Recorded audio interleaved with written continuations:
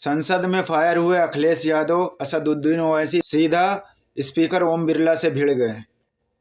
ये मुद्दा Congress, Samajwadi party, BJP का नहीं है। ये मुद्दा युवाओं और छात्र नौजवानों का है।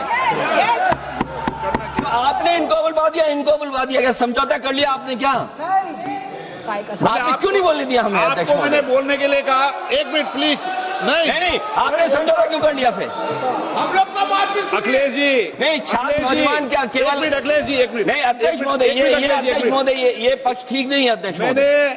ये युवा छात्र नौजवान हम सब पे हैं, हम सब लड़ रहे हैं उनके लिए, हम सब लड़ रहे हैं उनके लिए।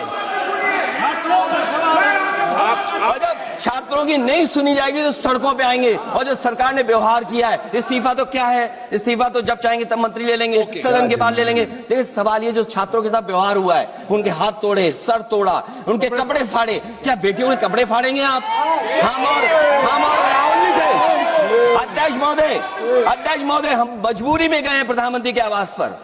अगर आप सुन लेते हैं यहाँ पर तो हम नहीं जाते। क्या प्रधानमंत्री स्टेटमेंट नहीं दे सकते हैं? युवाओं के लिए आप बाहर बोल सकते हैं, सदन में क्यों नहीं बोल सकते हैं आप? हुकूमत को बताना चाह रहा हूँ कि हम तमाम लोगों के साथ हैं।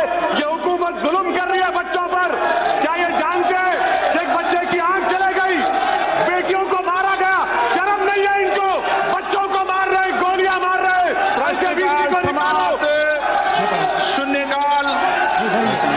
माननीय सदस्यगण, एक आम आदमी तो बोल नहीं सकता है, उसको कोई आज़ादी बची नहीं। अगर आप बोलेगा तो लाठी खाएगा, डंडे खाएगा। कल आपने जंतर मंतर पे देखा है।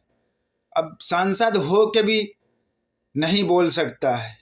मतलब हमारे देश का संविधान खत्म हो रहा है धीरे धीरे।